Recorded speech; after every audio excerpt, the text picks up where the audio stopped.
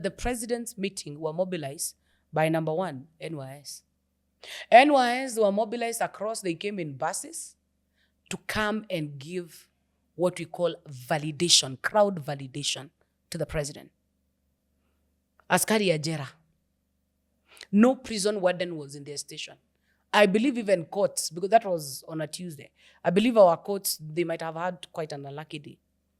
Meonaki askari yote Ajera hawakuchunga mahabusu. Kulikuwa na mahabusu moja walikuwa wamekuja kuleta kwa mikutano za siasa. NIS, DCI, National Police Service, police were mobilized all the way from Marsabit, Meru, Nyeri as nearby county to come for meetings in Laikipia.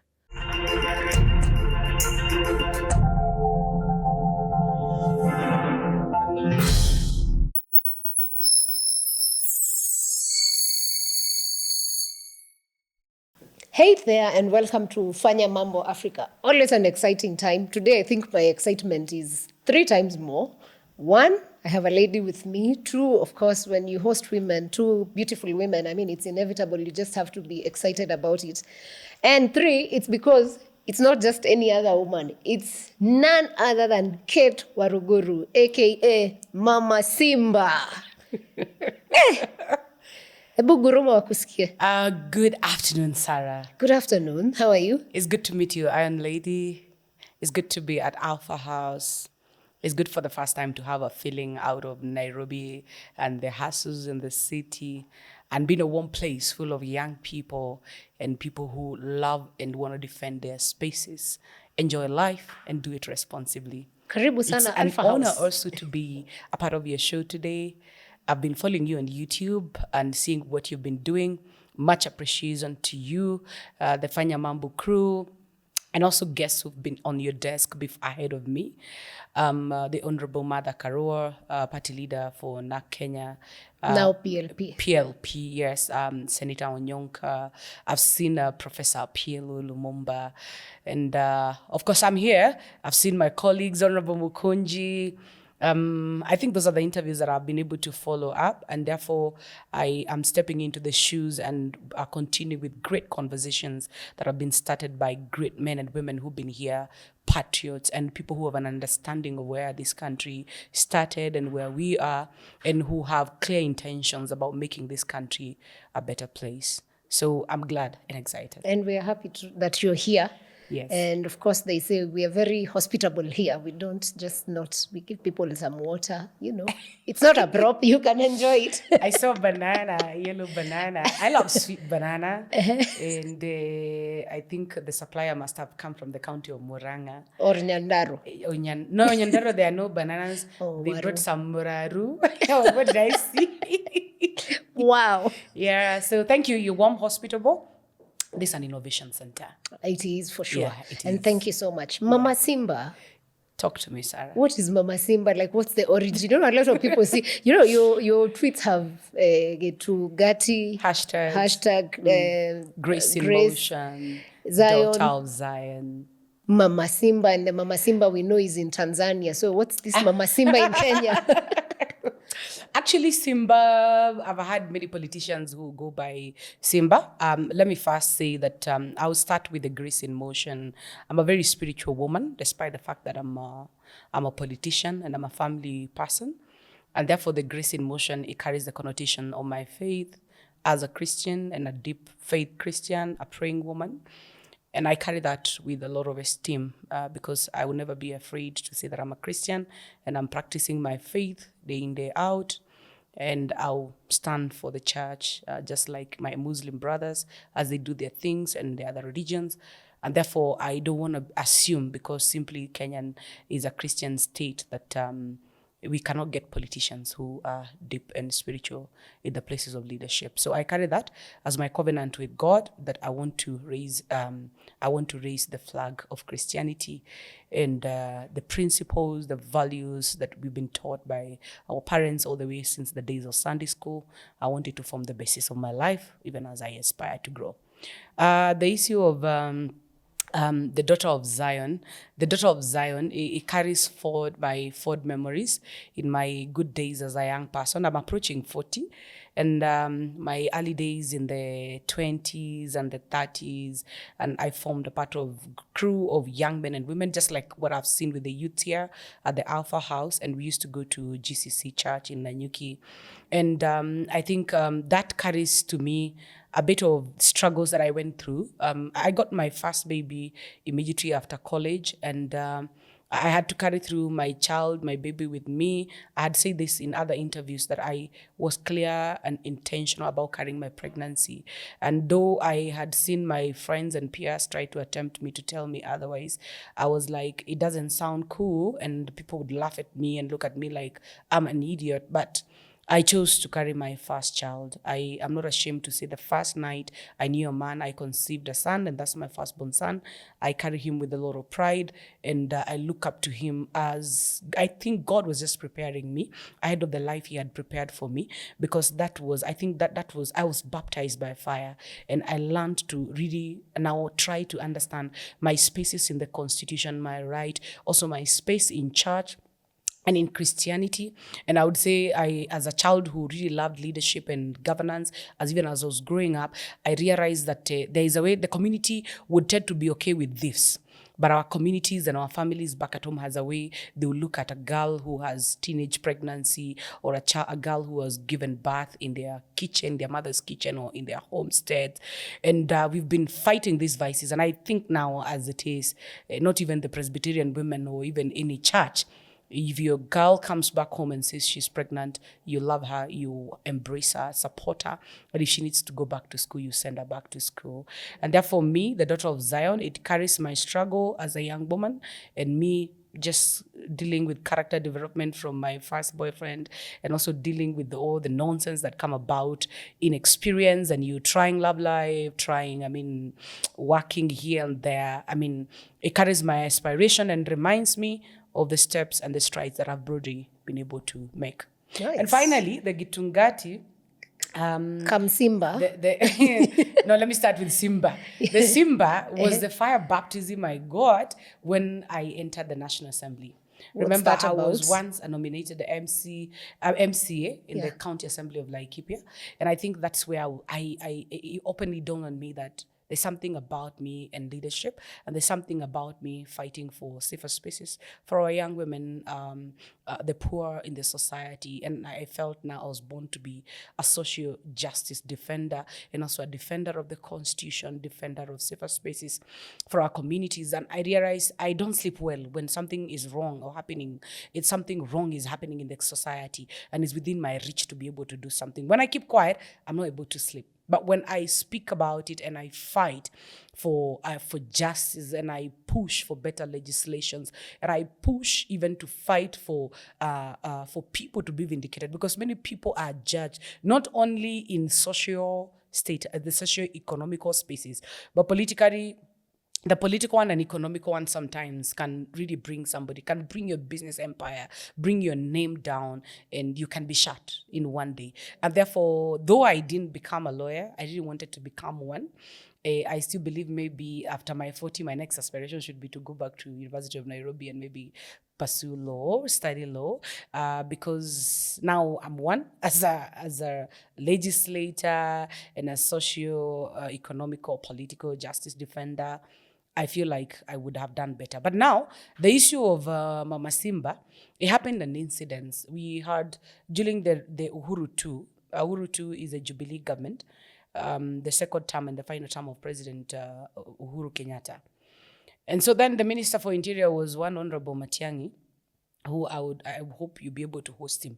I think now he's in the country. You need to check out for him. And when you see him, ask him why did he try to mess around with the matatu industry. Because what happened is that on the foundation and the basis of the Kibaki 2, Kibaki introduced the motorcycles in the country as a way of trying to create a meaningful economic livelihoods for people who are unemployed, and also to be able to help us also to ease the burden of transport for people who could not really afford matatu.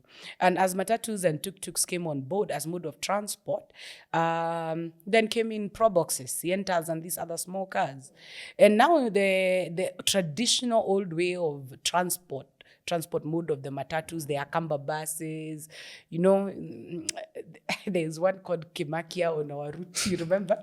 Our route going to Jerry from Nairobi, those jogos, the Akambas, those old Riakanau buses, your way to Embu.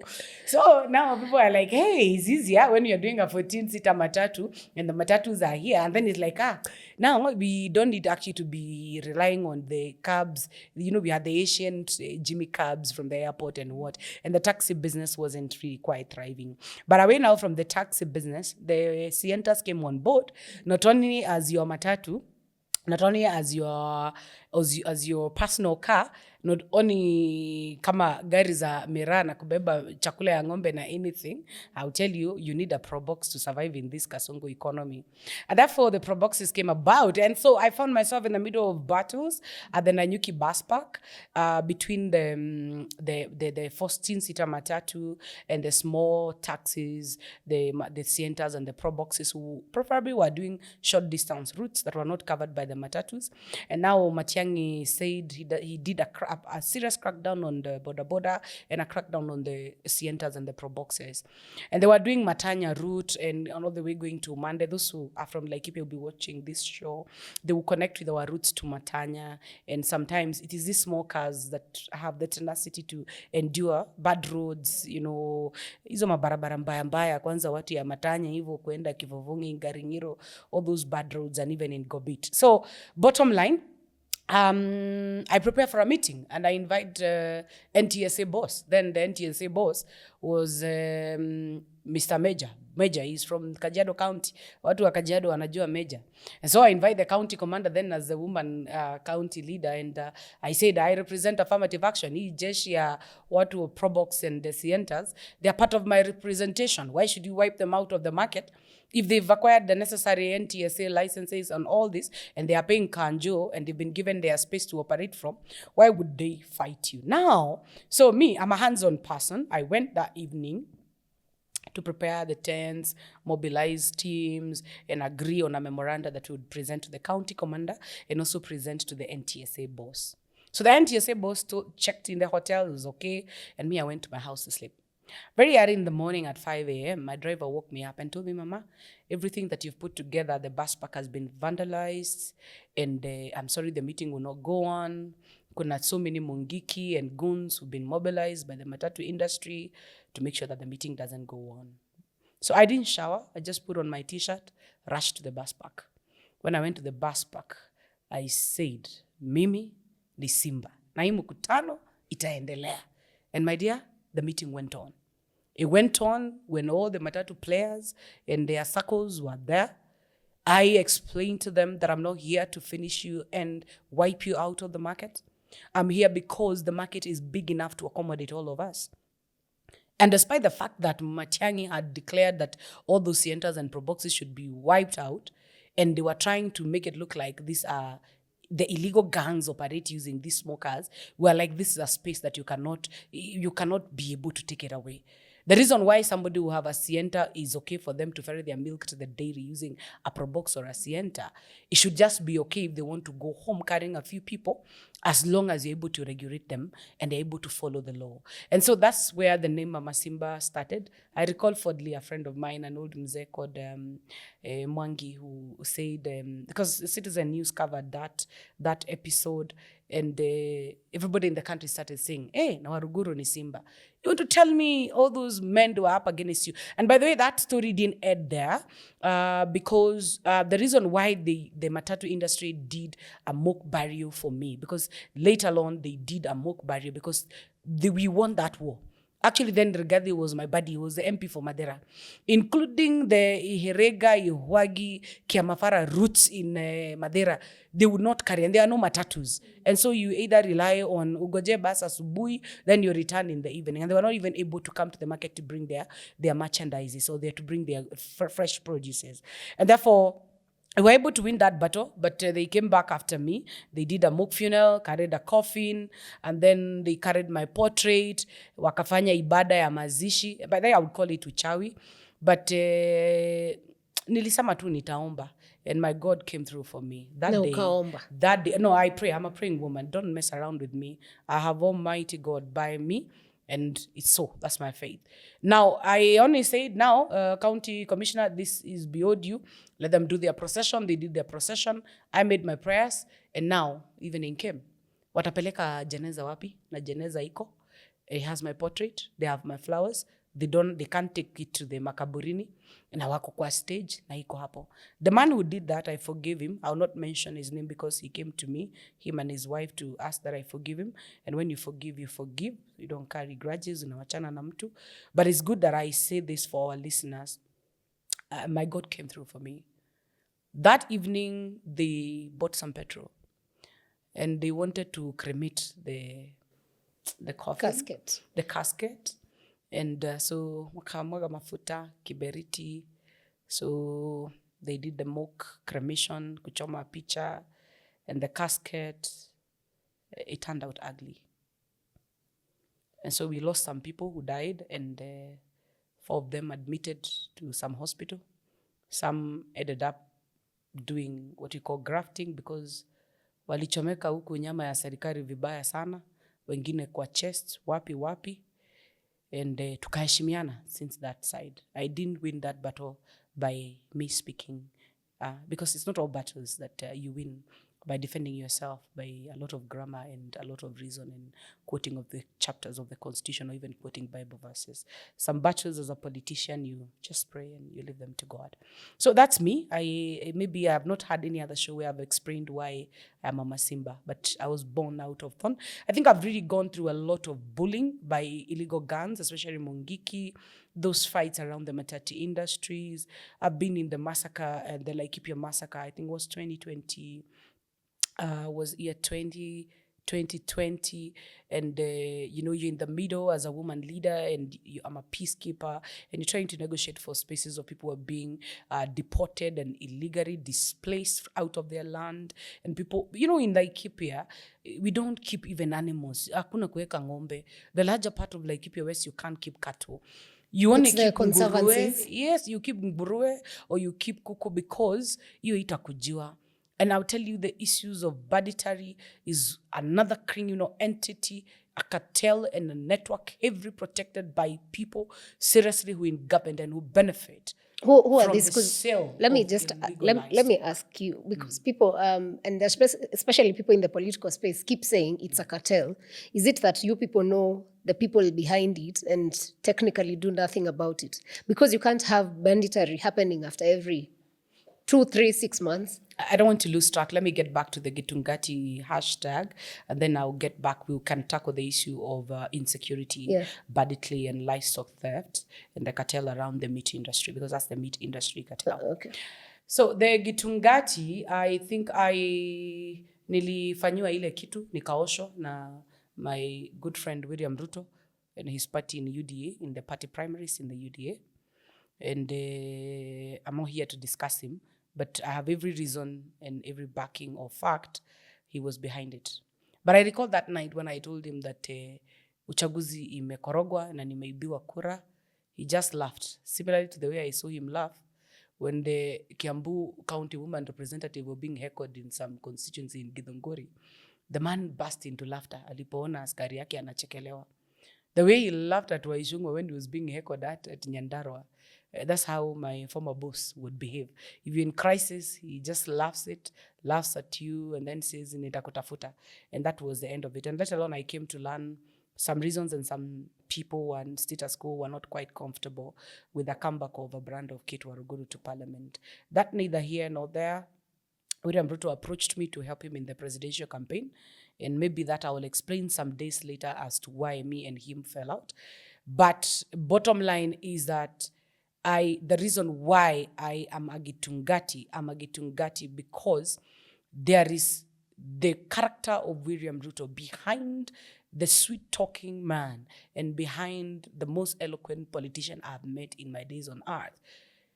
There is another face of a man who is vicious, grandmaster of corruption, a looter, systematic liar, and a man who does not relate with people who can challenge status quo, offer him any opinion, let alone an advice.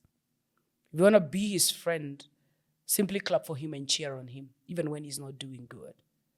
And therefore, when I remember this day when Rigathi Gachagua went missing for close to 1 week, and they were having fights. It was none of my business because I was not into politics and I was just doing my businesses. But I recall, I think I had talked to His Excellency Rigathi Gachagua on phone on just general issues. And so I got a call from somebody senior in government who I'm not going to mention and asked me, what's your relationship between you and Rigathi? You seem like to have been the last person you spoke to before he left to, I don't know, some hideouts. So later on, the media started questioning, where is Rigathi Gachagua for the last 1 week? The country would not account for his movement. And later on, he emerged at Endarasha, a Catholic church, and Endarasha, a Kenya constituency.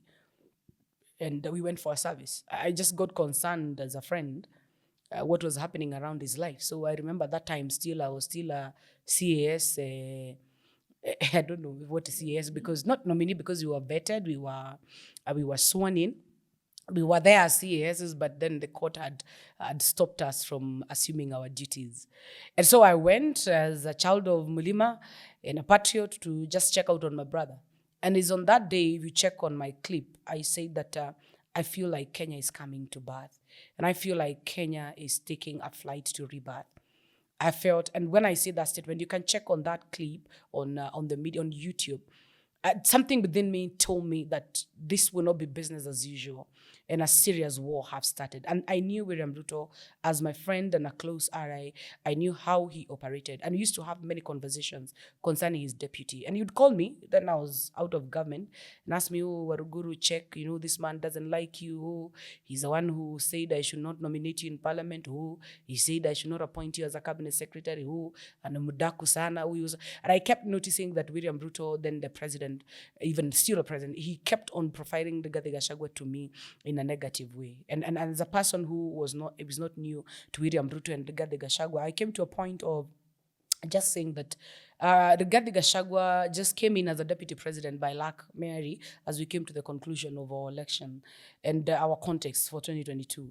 But William Ruto was my ally. It's him I invested in, my money, resources, knowledge, and everything about me to popularize him in Laikipia and also do campaign for him across the country. And therefore, I had no arrangement or agreement with Rigathi Gachagua or whatsoever, though Gachagua was also obligated as one of their fallen soldier in Mount Kenya to make sure that he advocate and also lobby for a good space for me. I was a 3-star general at UDA and Kenya Kwanza. I mean, I doubt there are many women who have had the opportunity to fly high with now the current President William Ruto as me. I keep saying I will criticize him objectively, but I am a smart woman. I know what to talk about and what does not concern the public. But what concerns the public in the person of President William Ruto, I will not shy away from speaking about his insincerity, his lies, and how he camouflage the mask he put on when he appears before the public, and his negative hatred and bad attitude towards the people of Mount Kenya, especially the Kikuyu community. But let me ask something, Kate. And so that's me, Gitungati. That's the Gitungati. I was born What's out the of the struggles. What's the meaning of Gitungati? Most people don't understand. Gitungati is a Kikuyu word from the word dugata. And the word Dungata is people's servant. And this was born in the struggles of Mau Mau. The people who are in the Musitu, the forests, they were called Itungati. They're the people who are fighting for our freedom, fighting for our land, and fighting the Nyakeru, who is Mzungu, to leave our country so that the Kenya finally can attain our freedom. So you people are now calling yourself freedom fighters? Yeah, so the Itungati has two connotations. Gitungati is Dungata. Dungata is a servant. And therefore, we are people's servant. And that's why we've kept on emphasizing on listening to the ground. And we've kept on emphasizing Mwananchi Kwanza. And number two, the Itungati from now, the ancient Mau Mau, the legend Mau Mau, is people who sacrifice everything to go Tungatera, the people, because it's not everybody who is in the forest. It's good you know that. That's why we have the Tukonias, we have the Gatis, we have the collaborators, women. Not every woman who went into the forest It's the likes of Field Marshal Muthoni Kirima and other women like Mukami Kimathi, who went to the forest to take care of their husbands, cook for them, and be able to nurse them, those who were sick, and be able also to give them information on what was happening on the ground when they were in the Mount Kenya forest. But bottom line, there were still women wenye walikuwa kwa kambi. When there's this word we say kambi, sometimes we make fun, we as women, kabi fire, what? All these kambi, they were what we call the concentration camps from the colonial masters, where women and their children were bundled in one village. They share one common toilet. I don't know, all this nonsense. And then they left their land, they left their homes, and they were put together. Those were called concentration camps. And that's what we call now the cambis.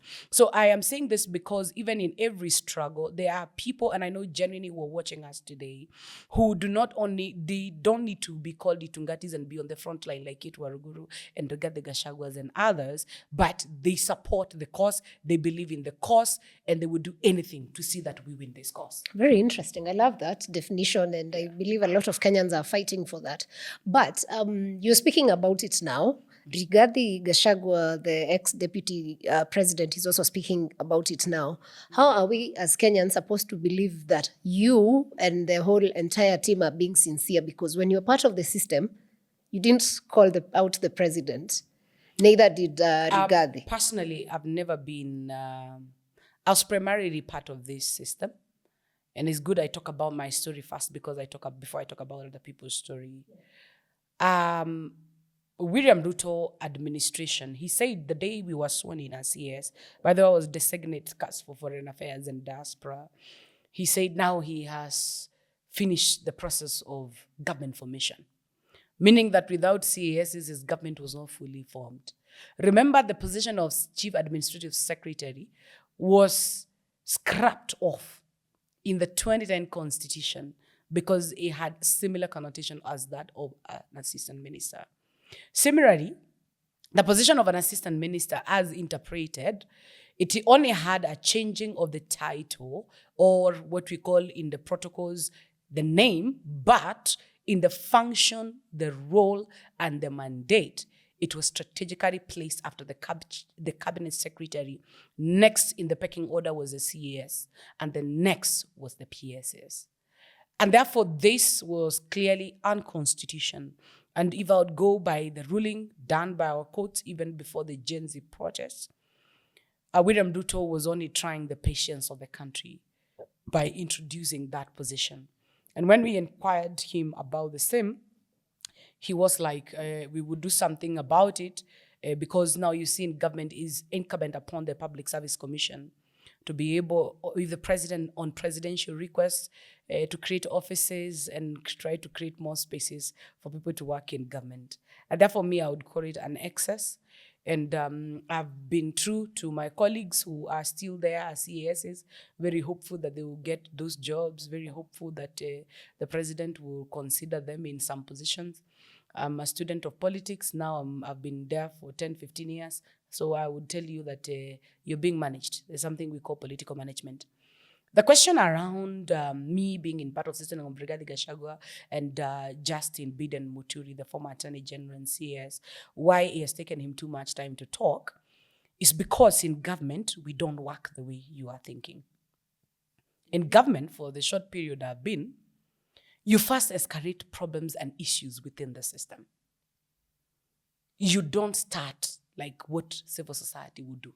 Even civil society, before they run to the streets and hit the road and hit the roof, they start to mediate issues in-house. And therefore, there is nothing that has been raised by Justin Biden Muturi that he did not raise with William Ruto directly. And when you are dismissed, you are put off, you are insulted. He mobilizes goons.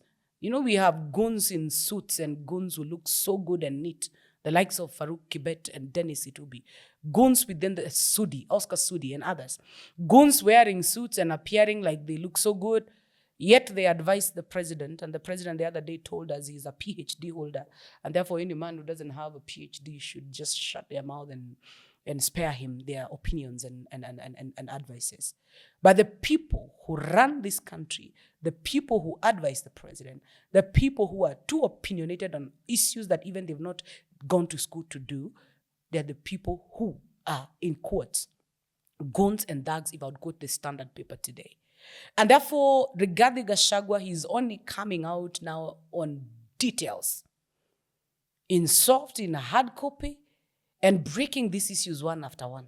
And by the way, mzee hajaongea, ataongea. Oh, we should brace ourselves. Loaded. Oh, he's loaded. He has not talked about the 2022 general election yet. He has not talked about the amount of money he spent on William Ruto. He has not talked about how he had done a plot to finish the Kikuyu communities and make sure that he wipes them out of the public service. He has not talked about the struggles William Ruto has taken through his children and his spouse, coming to fight them, attacking them from their businesses, pulling them and sending government mercenaries to send him out of their offices, and all this manner of things. And therefore, even the relationship between the two spouses, Pastor Dorcas and Mama Rachel Rutto, who are pastors, one is an intercessor. The question and conversations around us as Christians, and the involvement and the mediation process that aborted between the church and between the two good Christians, my two sisters, we've not talked about these things. People need to know them so that as we make our judgments towards 2027, if you want to vote back William Ruto, you vote him with clear testimony and people who have interacted with him telling you as it is. There are many people who are suffering in this government, including cabinet secretaries and PSs. It's just that in Kenyan culture, watu uchunga tu sahani yao. As long as sahani yao is full, they will just be quiet. But I will tell you, there is no CS or PS who is given instructions, give this one, attender, do that, who do not document all the instructions they get from the president. Because what will happen, assuming, let me take a case example of Ministry of Health, the case of She and Chief and whatever they call it. If the president decides that the system, or what we call the healthcare system, should cost 800 million, 0.8 billion, and he decides that that would cost 100 billion so that they get an avenue to be able to loot public resources, what makes of you as a PS for health? What makes of you as a CS for health? And that is why you see the people William Ruto are firing from the cabinet. PS says he's firing. He has to get a way of recycling them back to government, lest they start talking. It's just that they could not manage Rigathi Gachagua. But Kate, let me ask that's why this they question. could not manage CS Muturi. I hear you. Yes. I hear you, and I hear where you're coming from. The question a lot of us would ask on the other side would be, you campaigned for William, of course. You were one of the top campaigners, even Rigathi and all those, even Justin Muturi. When you people were campaigning for him, are you trying to tell me this is a side of the president that you had no idea? Oh, yes. Or did you just decide, Oh, yes. let's push Kenya towards a man who cannot deliver? Let me tell you, I've done interviews a number of times, and so I know you do when you're recruiting people, and you've entered rooms and spaces for opportunities. The persona of a man cannot be concluded in a mere interview. Because when somebody is running for an office, you appear before the public, sell your campaign agenda, your manifesto, your everything. I think the man who had the true report card and who knew who William Ruto was the emeritus president, the immediate president, Uhuru Kenyatta. And Uhuru Kenyatta, in a nice way, in the stature of a president, he tried to warn us, and we mocked him, we fought him, and we felt like, I think to Achishe, he used to say it was to Pangwingwi, like, don't panga us. We have already pangad ourselves with William Ruto. The mask William Ruto wears every morning he wakes up and meets you with all white teeth and smiles at you is not the mouth and the teeth you meet in the evening or behind closed door offices. Behind closed door offices is a very vicious man, very vengeful. And a man who will keep looking at you, scheming on how he will execute judgment on a community, on a person. A man who holds grudges for years. And a man who once said and is quoted, and I hope you get this for our viewers as you broadcast this. President William Ruto have a curated image of a patriot, a man who loves people, a man who appears before women and our children and innocent Kenyans who are not politically exposed as a man of God. He has been able to cure his image to look like a man of God and to look like he really loved Christianity and loved to make the world a better place. But the real him and the man who now has unfolded as a president, I said he's a grand ruler, a dictator, a thief, looted master, systemic economic saboteur of government agencies, ministries, sagas, land, a grabber, a killer, and a man who would ruthlessly have no mercy on children. And when I talk about children, I talk about even teenagers, the Gen Zs, and everybody. I therefore would say William Ruto, I was describing him as a man who will never forgive and a man who holds grudges forever and a man who will die holding grudges and really, so he's so desirous to revenge. He was quoted in Baringo in a meeting I was. By that meeting, he said, "Nyinyi hamna shida na Wakikuyu." I was just right behind him. And by the way, I asked him, "Boss, what was the meaning of that?" He said, "Ni siasa, just leave it." But to me, we were somewhere in Baringo. I think Baringo South. He really meant it because I do not really relate two facts. That there would be no President William Ruto. He would not have won 2022 general election without Mount Kenya people, home and diaspora. It is the Kikuyu community who sorry refused to listen to our son, who ruled us as a president for 10 years, Uhuru Kenyatta. And we decided we are going to side with his deputy. But let me ask you now that you're already there, why do you think Ruto would have a problem with Mount Kenya or specifically the Kikuyu community? What's the problem? I think on record, I would want to relate on what is on record. On record until the day William Ruto, the president, substantiates his words, saying, "Nyinyi hamna shida na Wakikuyu, kama sisi jamii ya Wakalenjin." I think I'm alive to the fact that he still doesn't mean well for our community. He has not substantiated that as a leader, despite the fact the people of Mount Kenya voted for him. He viciously and maliciously branded his deputy president, Rigathi Gachagua, as a tribalist, tried to edge him out of government by inciting elected leaders in the National Assembly and in the Senate against his deputy, inciting his attack dogs and sending them to go attack his deputy. He was not attacking His Excellency Rigathi Gachagua. His attacks were meant towards the Kikuyu community. And when you do political revenge, you don't revenge on just a person. Sometimes you take entities that represent communities and people, attack them. For example, when Gadim Buru was removed as KRA Commissioner General, the agreement between we, the people of Mount Kenya, on pen and paper, our charter of agreement as Mount Kenya region, prepared by, I was seated in that meeting amongst many other Kikuyu leaders who were there. His Excellency Kithure Kindiki was the one who was writing, left-handed, writing what we agreed at a safe house called Mulima House. When I say this, these people in government, they know what I'm talking about.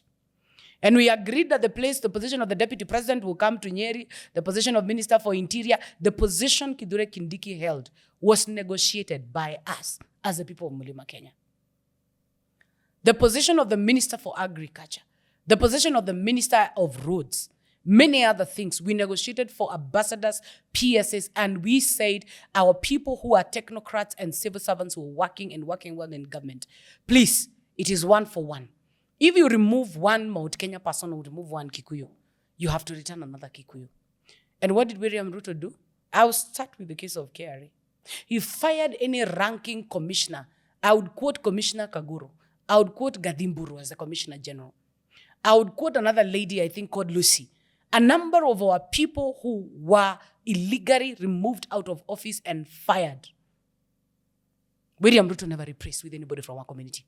And when I call him as a man who says the opposite of what he does, a man who preaches water and takes wine, I have all the authority. an affirmation to say it. I just have one question. When you speak about this and you're speaking very strong about Mount Kenya, then the whole quotation of all you speak when the leaders speak about Mount Kenya is the Kikuyu. How many communities? Exactly. How many communities make up Mount Kenya? Sarah, it's good. Thank you. It's a good question. Let me give it a good tackle. The man who was impeached and the man who came down to Mlima Kenya. And when I say Mount Kenya and diaspora, I mean diaspora is Lamu County, Kitale County, Eldoret, Nakuru, where all Kikuyu speakers are. Rigathi Gachagua was sent by William Ruto. Aende aonge na Gikuyu. The people of Eldoret and Kitale told us, you people have no clue who William Ruto is. You have no idea how these people wanatuonea hapa Eldoret na watuonea huko Kitale. And I recall a meeting where Honorable Jane Kihara, the MP for Naivasha, Onesmus Gunjiri, the former MP for Bahati, Alice Wahome, myself, as a youth then, we went down to the people of Nakuru, went down to the county of Uasin Gishu, the county of where Governor the Trans Nzoia County, where Governor Tebe is a governor, trying to convince our people, even in Lamu, vote for this man. They told us this man is evil, he's vicious, and we've suffered and we have always been harassed, intimidated to vote in a certain way, failure to which they will send us back to Gikuyu. When I say this, you can go to the streets of Eldoret and talk to any Mount Kenya people and Kikuyu speakers. They will tell you the truth. The people who know William Ruto and who have experienced his leadership as Eldoret North Member of Parliament, who are from my community, they know he's a man who cannot be trusted. But we, the people of Mount Kenya, we fell into a trap. And it's good I say this, because when you're conned, it's good to accept you are fooled. So that also my people and our community and also general Kenyans who have not been in the hands of William Ruto to be misused, abused, and then shown the door, it's good the people of Western Kenya, they listen to us. Because we've been through it, and here we are. And we're into the struggle again. It's good they know the character of William Ruto. My dear, William Ruto came to Mount Kenya with the Bible. He came to Mount Kenya speaking basic Kikuyu. He came to Mount Kenya looking like, oh, God, amenitoa Hague. Oh, napenda kanisa. And all he was trying to do was to use religion as a weapon. And use religion as an entry point to the souls of our community. And women, the pastors, the clergy, and the political class, we entered into his trap. And how did he win this? This is what William did.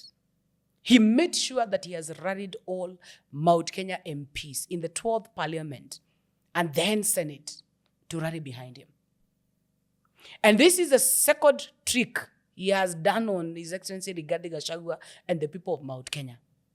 But this time, William Ruto has only succeeded to con members of Parliament in the 13th Parliament and Senate.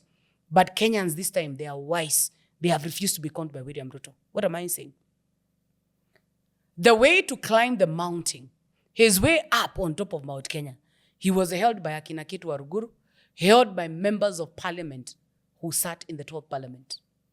And that is the reason Rigathi Gachagua could not even raise a quorum from Mount Kenya members of Parliament when he was being impeached. Because our members of Parliament, they believe your way to the top, your way to riches and wealth is through William Ruto. And therefore, Raia wamechanuka this time. They are not listening to our MPs. That is why you see characters like Kimani Waishungwa, the MP for Kikuyu. He's being heckled in his home county, yet he is the leader of majority in the National Assembly. Yet he is the closest ally of William Ruto. That is why you see characters like Eric Wamombi of Madera cannot host the president in his constituency because things are hot. I want to beseech Kenyans through your interview, my good sister Sarah. We must stop relying on our members of Parliament now.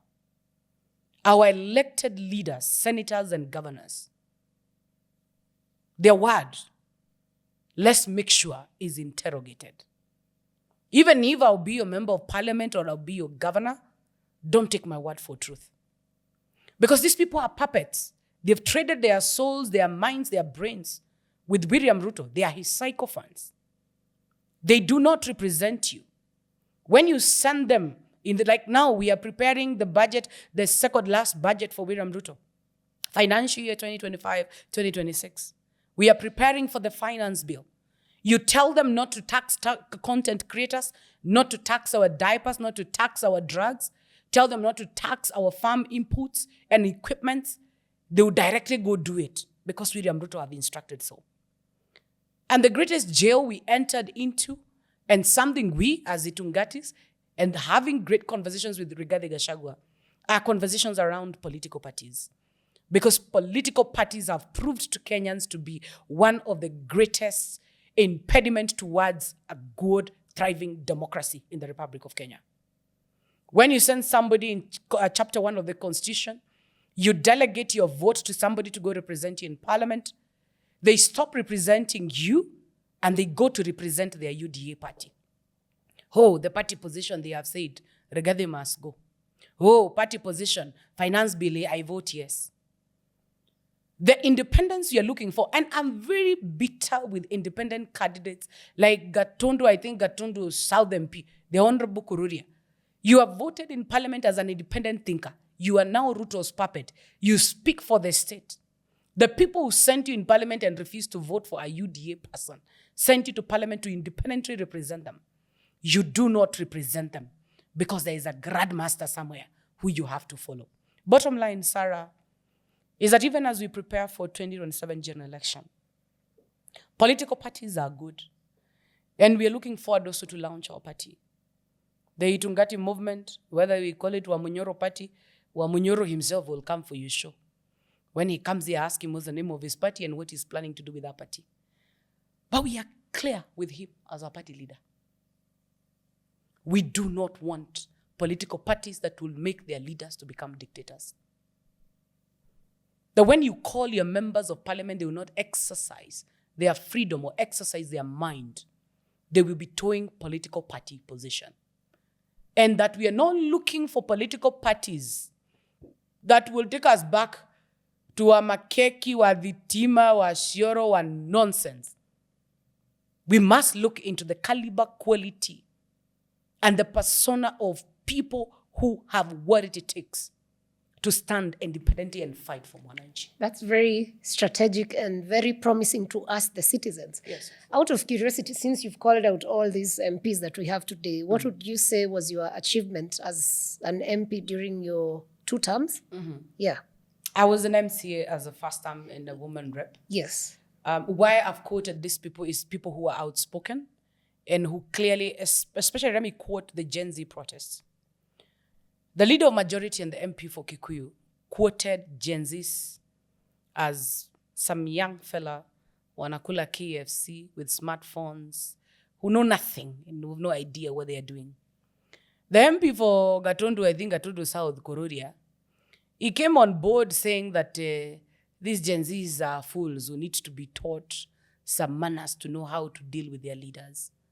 The elevation of the place of leadership, it loses the meaning of you as a servant leader and loses its place as a person who have been entrusted the lives of the people to make them better. My term as a woman rep, I went to ghettos. We host big ghettos, Liki, Majengo, Kiamaina, and we're trying to rehabilitate, make those places take the esteem of a state, esteem of our towns and estates. And so what did I do? My GAF, we used women reps, they received 7 million, or now I think they're receiving 8 million per every constituency. I had 3 constituencies. I felt like if I enter into the usual circles of bursary, CDF for 3,000, 2,000 every student, I'll only give a child 2,000 shillings. Tomorrow, wanafukuzwa shule. And I said, I want to do something, whether big or small, that has a beginner and an end of a cycle. And that will totally change the life of somebody. And I said, come as you are, as a young person, if you're between the age of 18 to the age of 35, and I want to give you technical training courses for free. And I would pay for them, for their tuition, pay for their boarding, pay for their transport, and basic necessities.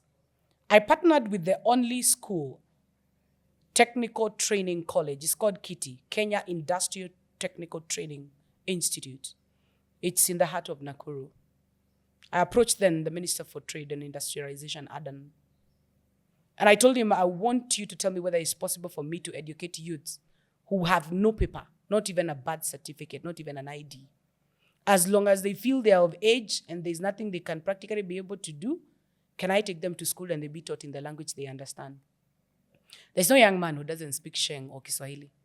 Believe you me, Sarah, I've trained an army of more than 600 youths who went into technical training college to do a technical course beginning to the end, and majority of them have brought them back to places like stakeholders like the British Army, that is the Batuk, others working in Qatar, others working in Dubai, generally working in the Gulf, because I realized there was a gap in the industry for plumbers, carpenters, what you call the mechanics, IT, the salonists, the nail technology, hair braidery, and all this manner of things. Why did I do that? It's because I felt there is a gap, and this is the gap we are addressing to His Excellency William Ruto. The reason why Uhuru Kenyatta had kazi kwa vijana, it was because all of us cannot fit into the white-collar job. It was because all of us cannot be employed by the county governments. It was because all of us cannot fit in those mijengos you are popularizing on the affordable housing scheme. We wanted the government to assure our youths that there will be jobs for them. The reason why Kibaki, on the economic charter that leads us to our aspirations on the Vision 2030, the ESP market, economic stimulus programs for market. The same one you're seeing William Ruto running up and about. It's not his brainchild. That is Mwai Kibaki's brainchild. It was not done so that contractors come and individuals and powerful individuals in government come and supply steel, cement, or they supply mabati. It was done so that our young men and women can be able to get decent places to be able to do trade. And it should be timely. Today, Sarah, I'll tell you the market in Nyeri, market even in Kakamega, markets in Kakamega, even come to my county in Laikipia. They have been under construction since the inception of this government. Now we are on the midterm, they are not complete.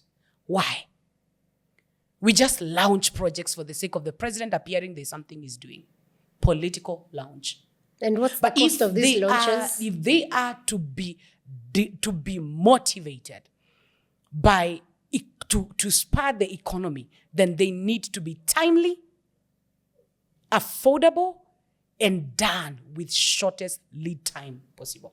What's the cost of those launches? Because there are many of you. Oh my goodness. It's good we talk about the Mount Kenya tour just concluded by the president, my dear.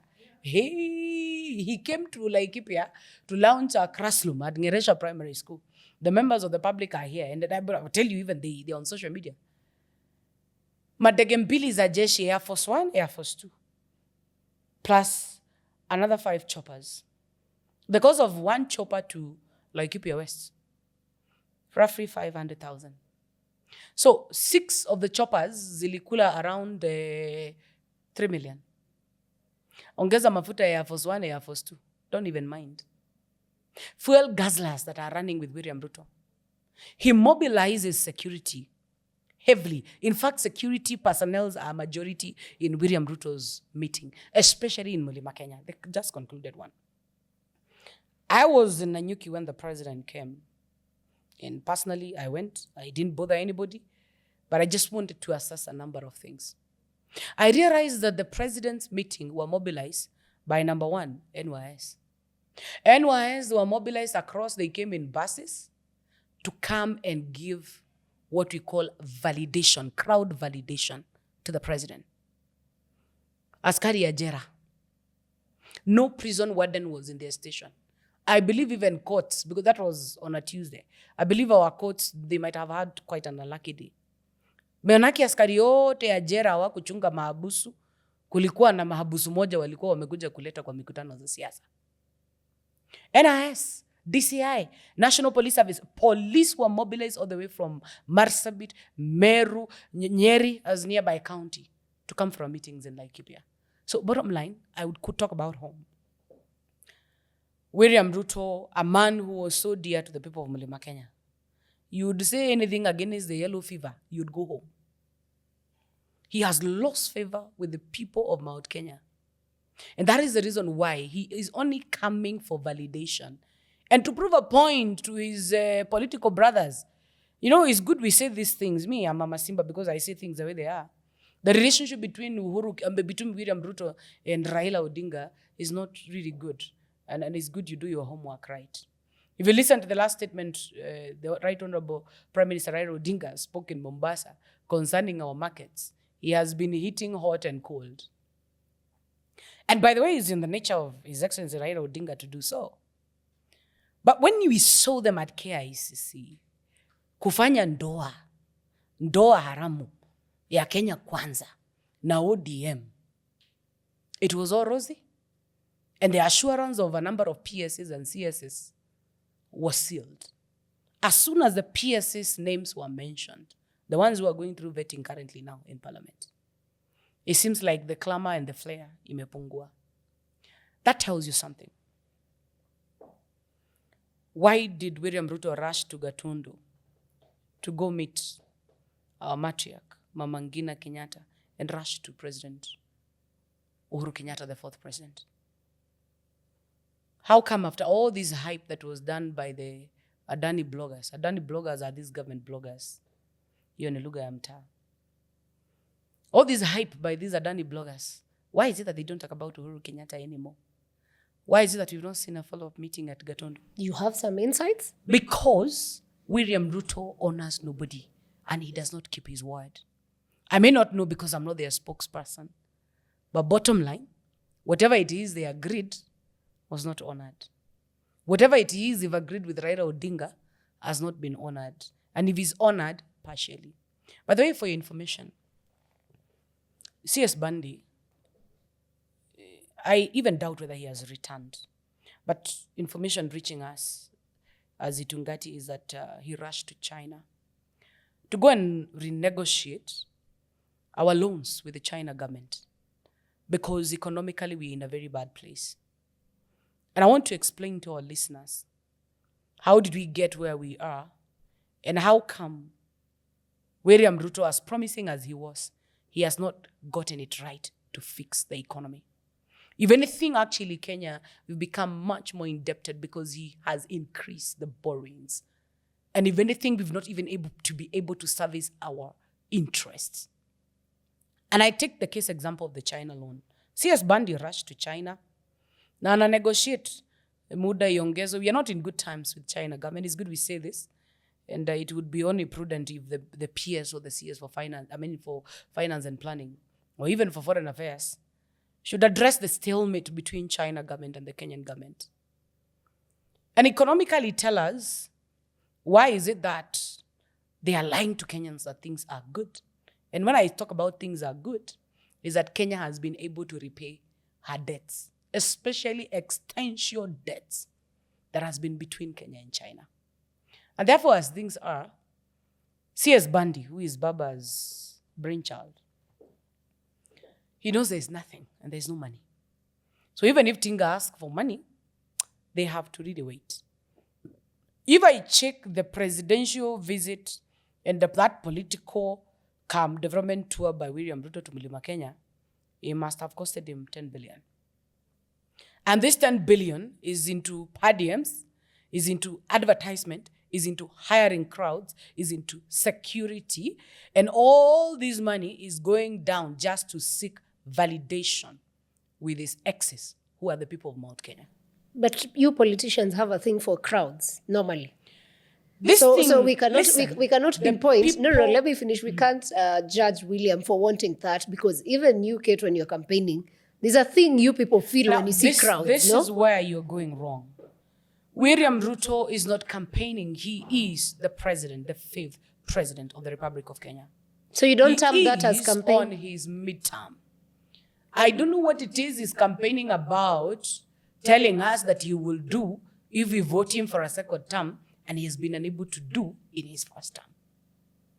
The people who are on, even us, we are not campaigning for 2027.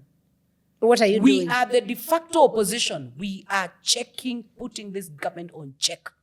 That is why His Excellency Rigathi Gachagua, appearing on a KTN show, dumped the Wamunyoro Chronicles and bombshells. He is putting this government on check and exposing even vices that are being traded within the government, home and abroad. Because we've become a country of shame whereby the crises that are in Congo, Kenya is right in the middle. Southern Sudan, William Ruto is in the middle. Talk about the problems between Rwanda, problems Uganda. He is meddling with every other brother around East Africa and meddling around with the issues of Africa. And by the way, I forgot. When William Ruto took government the first year, he wanted to become the Gaddafi of Africa. It was telling us how he would champion the interests of Africans, African people, the spirit of Pan-Africanism. The farthest he went to the Oval House and met the President Biden. And he wanted to tell him the way the people of the United States of America chased the Joe Biden administration home. We will chase William Ruto and send him packing. Because Joe Biden administration was not for Americans. It was advancing the populist interests of partners and stakeholders who are around Africa. And that is why you see the war between the Ukraine, the wars at Haiti. They had little to do with Americans. That is why you see the Donald Trump administration. Trump is saying Americans first. And I want to tell the same thing to William Ruto, the president. It must be a cause of Kenyans first. We never voted for William Ruto to send our police officers to die in Haiti. In the first place, William Ruto, you jumped before the gun. Even before the UN would sign a charter and an MOU between you and bankroll you so that it's Kenya and the UN to send you for peacekeeping in Haiti. How do you go for peacekeeping in Haiti when your people in Baragoy, your chiefs are being abducted at Northeastern? Our women cannot keep 2 goats or 1 cow at Matweku, at Mwenje, Rofere. We are keeping pigs because we be afraid of the cattle rustling, and the grandmasters would thrive in stealing people's animals and properties. They only finished project half-term. If you're going to take a scorecard for William Ruto for his half-term, by the way, the only thing who successfully has been able to do, number 1, is to impeach Rigathi Gachagua. Successively, he had 10 billion budget to impeach Gachagua and make sure he has some small pocket change to manage his impeachment. And what do I mean? Your members of parliament were sent money. They were given money from NIS, the Ministry of Interior, the confidential budget. Walete ground. That is why you saw when there were issues of the members of public doing public participation, should he go home or not? They were paying people literally to go sign and do these things. He abandoned his manifesto, abandoned his agenda, abandoned the people, and he solely made Rigathi Gachagua as his first scorecard achievement. Achievement number 2. It is to take Baba from Mulima Kenya ile iliteleza, alimpeleka Mulima wa African Union to go vie for championship. Chairmanship. And I'm telling you, Sarah, without a doubt, we wasted billions of money. Chartering planes, paying for per diems, running secretariats. How was it a Wananchi or Wanjiko issue for Baba to become African Union chairman? That thing, greatest achievement William Ruto has done for this country. It is to buy the opposition. He has killed opposition. Amekata opposition. As we speak today, the opposition, as it were, what you call the Azimio coalition. Kalonzo don't see eye to eye with Raila. Same as DAP Natembea. Same as Martha Karua of the People's Federation Party. William Ruto made sure he has scattered and split the unity of the opposition. He bought off Raila Odinga. And what did he do to Raila Odinga? He has made him a co-president. How is he a co-president? I saw with a lot of sadness and distaste a meeting in State House where Kithure Kindiki, who constitutionally has the mandate to invite and cut and raise a meeting for the president, it is Baba who was being invited. Akuja ahalike rais. Same thing that happened at KICC. the marriage between Kenya Kwanza and ODM, it automatically puts the position of the deputy president to become a useless position ambayo imedharalishwa na kudunishwa. As much as that position is solely protected by the drafters and the spirit of the 2010 constitution. I actually doubt what will William Ruto use, or even our colleagues who are running for president, like my good sister, Honorable Mother Karua. The position of the deputy governor, deputy president, I don't know, deputy director, it has been reduced to become a shackle, become a laughing stock, and just look at a place of uko hapo tu kule na usome gazeti na ikutosheke. So let me ask you people are working towards forming a party. I wish you just give me 2 minutes. Okay. I finished on the scorecard of William Ruto because it's of importance. We are doing now the 2.5 years. Okay. He's a half term. So you've done two. Amezunguka kiwanja hiyo. Nimekueleza vizuri sana. He has swallowed the opposition. Number 4 is the state capture of the National Assembly. The National Assembly and the Senate, they don't have the right to speak about democracy because their constitutional right as people's representative, they have donated to become State House representatives and the president representative. And therefore the place of our cabinet, I don't even know where that place is because the president is both Senate and both the National Assembly. That's what we call state capture. Next one is an attempt to undermine the judiciary. Scorecard ya William Ruto. All bad things. Hakuna kitu ya maana tulimtuma aende afanyie wananchi. Na anything he told us when we were doing our party manifesto ambayo amefanya. He said parliament will be independent. He said I will never mistreat my deputy president. Oh, I will never do what? I'm only trying to tell you this man is a liar. Let's move to the next one. William Ruto has successfully on the 5th agenda run over the executive. How has he done that? When you hear that our CSs are flower girls and page boys, and you hear the president stand and say, I know more about your ministry as a CS more than you know. I know more than you know. Instances where cabinet secretaries are undermined by their PSs. I want to quote a scenario of Alice Wahome, now the CS for lands, when she was the CS for water. They will never see an eye to an eye with a certain PS. I think his name is Julius, I don't know who, somebody there. Because the president calls direct CFOs, PSs, accountants, I don't know what, and your minister, you are left there to take instructions from the people he deals with direct. And the reason why Susan Nakumicha had to go as CS for health, even Deborah had to go as a minister for health. It's not a question of who angel you bring there. Deborah, if anything, she is a clinical doctor. She has a background and basic understanding of the Ministry of Health. Why is it that she's not able to work? She cannot work because the minister in charge of health, the minister who rolled out the shift and akatupilia NHIF, and they wanted to bring on board a new health system so that they can be able to loot and steal. It is none other than the minister by the name of the president. And therefore, bottom line, the executive is under state capture. And when I say state capture, who is state?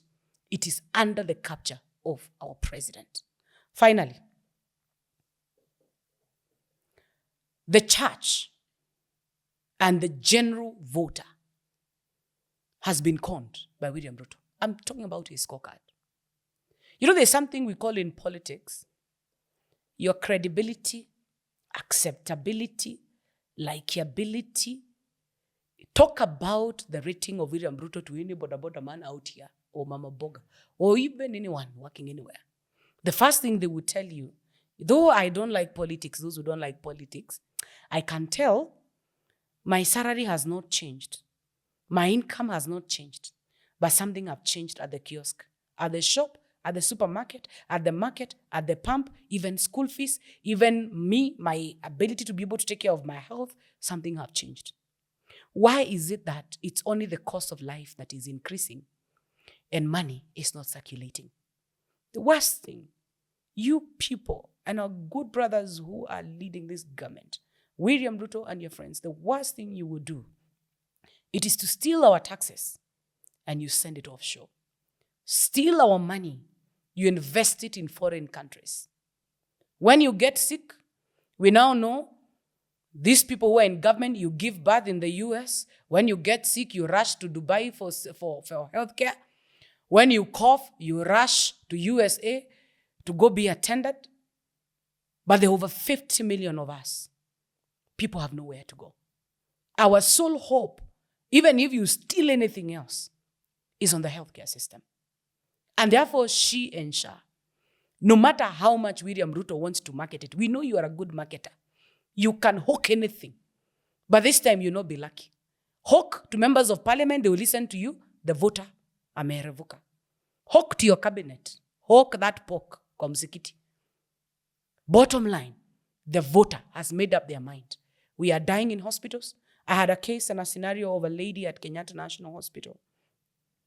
And may God rest her soul in eternal peace, she passed on. She had a bill of 1.5, my dear sister, Sarah. Guess how much? She and Chief, I don't know what they call it, covered. 30,000 shillings. When you see William Ruto meddling with Nairobi Hospital, a hospital that is not only private, since the days of Moi, we've never had an issue between the state and Nairobi Hospital. It has a board of trustees, board of management. It has been managing itself. Nani huyo ako na haja na kuangusha healthcare, both private and public? Why is it that our governors, there are no drugs in dispensaries? Doctors are ever and forever on strike. Nurses are ever and forever on strike. Clinical officers, they have been under internship forever and ever. She and Shah is not working. NHIF iliambiwa ni ya wakora. Hii NHIF ya wakora, our religious-based organizations that have invested in healthcare, like the Catholic Church, the Presbyterian Church, the ACK Church, ndio wanaitwa wakora na William Ruto. Kwa sababu wanasema, you owe us some money on NHIF. Please clear us so that we are able to continue offering healthcare to the members of the public. The greatest risk you have if you still believe in William Ruto, my friend, it's believing in the art ya sanaa yenye inaitwa kipindi kwa lugha ya mtaa zenye William Ruto anatupigia. William Ruto ni mtu ya publicity, mtu ya kumarket. He believes in himself. He believes he can do it even without you. And if he tells you something is working and you tell him the opposite, he believes you are lying. And therefore, Sarah, I think I've done the scorecard for William Ruto. Okay, too much of William Ruto at this point. Let me now shift gears totally from the president. We talk about the president because he's a president, he's a CEO. Of course, he's the CEO of this country. And we talk to him from the office stand, not the man. Of our citizen, yes. As we tunasema Kasongo must go, the day he goes home, we'll not talk about him. Okay, fantastic. Quick question on the other side. You and your team of Rigathi and all these other people you call Gitungatis are working towards forming a party. Are you working towards running for presidency in 2027 or being part of the government? And how different will you be now that you've been part of that failed system? Number one, we have been, our leader, Rigathi Gachagua, has been pushed by the electorate to form a party. He has heeded to a clarion call by our people. Because the political factor, it has a determinant in change of guard and change of leadership. And I cannot say that we want to take William Ruto home without a strategy and a plan. And institutions by the name executive or legislative arm, forget about judiciary, they are heavily informed by the political environment. And therefore, political party is a choice. If RG had a political party when he came on board to join William Ruto, he would not be impeached today. Anasemanga kwa Kiswahili alienda harusi na gari ya wenyewe. Mwenye gari akaamua mumfanye madharau chole akiwa hapo. Na ikakuwa hivyo jamaa akarushwa, hata kama pete alikuwa nao kwa mfuko, karatasi ilienda kuraruliwa kule mbele na akaoa gashungo yake, na ndio hiyo wako na Mr. Yes wanaendesha serikali. And therefore, it's urgent. And we want to get the Gachagua, my good brother, keep your word. And in the month of May, we want you to lead us into a clamorous, color and an auspicious event to launch your party. Number 2, leadership is a calling, and leadership is not a business venture. The reason why we are solely opposed against the Kenya Kwanza regime, it is because William Ruto has made leadership a business venture. Anything he does with our taxes, it has an ending and a connotation of what profit he's making out of it. And therefore, we want to come on board. And I know many political parties have been brought. People have started many political parties. Today, kuna TNA inavunjwa, inaletwa Jubilee, what. But none of these party leaders have paid the price Rigathi Gachagua has paid. The price of political betrayal. The price of profiling communities, profiling Kenyans, and using your power and resources at your reach as a head of state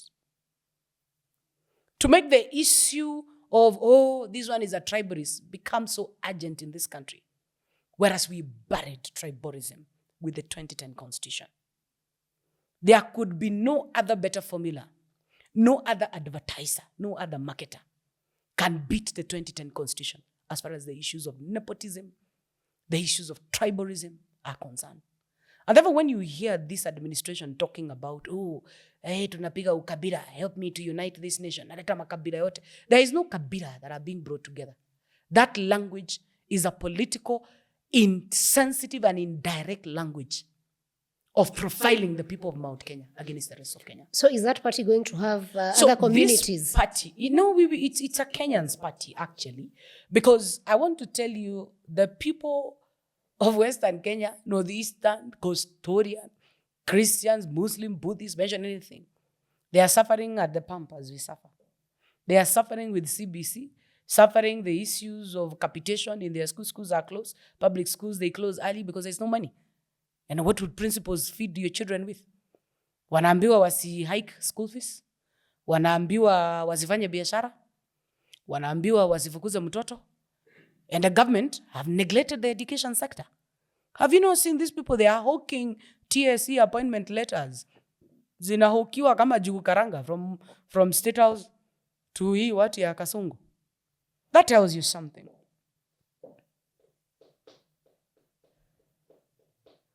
The ideas of a political party, ideologies, is not what matters. A party is as good as its leader. And therefore, we found a leader first, who have gone through fire, who knows now what betrayal means, who knows you don't need to burn bridges, you might need that bridge as you return, who knows now importance of cultivating good relationships with people, both the rich, middle class, and those who are down here. And who understands how Wanjiko can be misused and abused, because we, the political class, we always want to endear ourselves with those people who are down here. And check, even as William Ruto rebrands for 2027, saa hii haezi ongea juu ya hasla. Saa hii anaongea juu ya ukabila. Did he finish the problems of the hustler? How is it that the issues of ukabila ndio inasumbua mama Nyango mwenye unikatia boga pale kwangu nyumbani? So we need to form a political party that cuts a niche above the fallacy that is being hawked currently by this administration. We need a party that enshrines the blood that was shed by our Gen Zs during June 25 process and going forward. What were they looking for that is not clearly captured in the Constitution? What is this excesses that we have given to our parliamentarians? That when we come for public participation and tell them we are against that finance bill and go vote no, they will tell us mutadu and they go vote yes. Those excesses cannot be checked into and worked upon by this very regime. By the way, it's good I say this because majority of Gen Zs, by the way, labda hawajajua. And I'll say it kwa lugha ile tumezoea. Nataka muangalie siasa zilifanywa after 2007, wakati wa machafuko.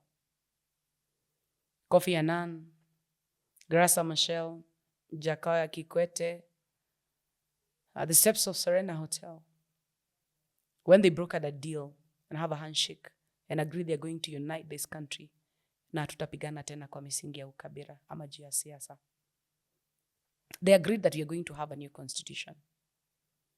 And true to it, and cutting the long short of the story, we have a new constitution called the 2010 Constitution. When we were popularizing the draft constitution, William Ruto is on record.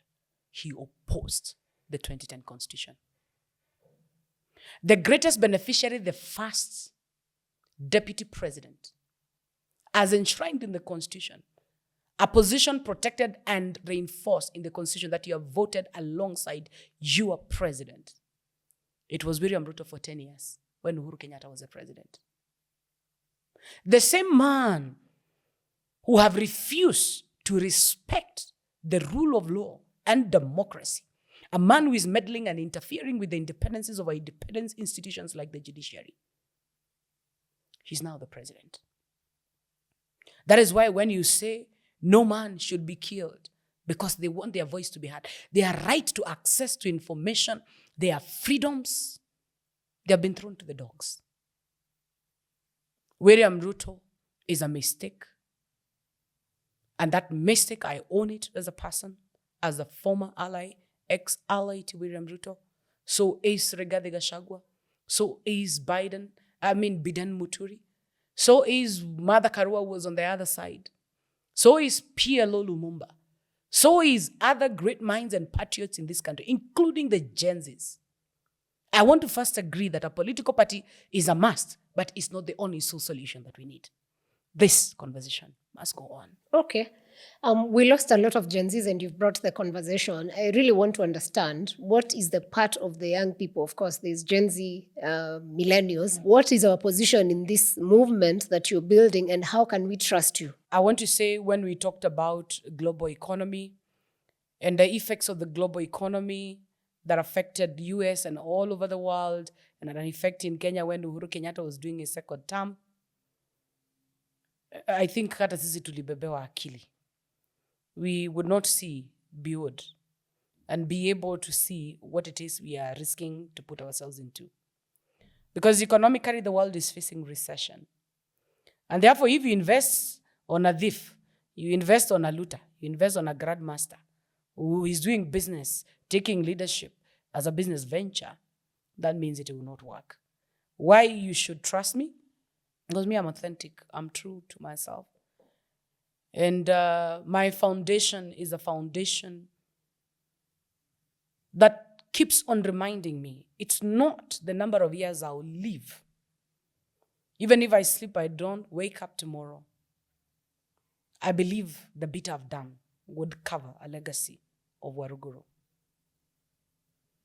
I'll say this because I've met majority of our young men and women, especially the millennials, who really want to maintain status quo.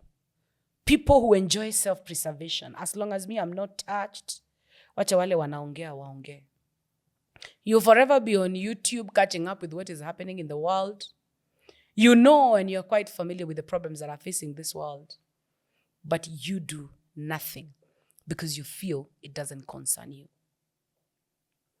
I want to ask the majority who are silent and people who are just there who are observers. We will not make a party or will not make they struggle camera-mate to us making William Ruto a one-term president if we just sit and watch. You may not join our party, but if you like it, once the party leader announces the party, you can join the struggle. But I want you to believe in 1-2 things very quickly that concerns you. Our children, they are really amazing. I'm sure if you asked your mom, maybe she never wanted you to be doing what you're doing. She wanted you into those promising careers. You'll be surprised that the trajectory that Gen Zs have set and the standard they have set the politics of this nation, we cannot afford to kurudi nyuma. Now, conversations about money and economy, they matter to all of us. And therefore, me, I want to say that you would trust me. Even if you not trust me solely as a politician, I want you to trust and invest in this cause because of your money, your security, economy of this country, your healthcare, and your growth and general development, those who are into entrepreneurship. We are forming a party that will be founded on making our people enjoy fully their freedoms. If you want to trade, you want to do your business, you're a content creator, you're a manufacturer, every captain of the industry, no matter what level you are, those in the low cadre, middle or high, we must agree hakuna shilingi safi na hakuna shilingi ya Kitusuru na Runda na shilingi ya Kibera. Shilingi ni shilingi. Fuel is fuel. Unga is unga.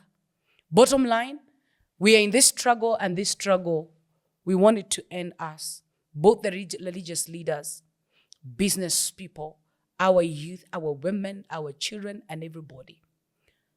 Number one, towards setting our new standards for the political class. And we are ready and open for those conversations.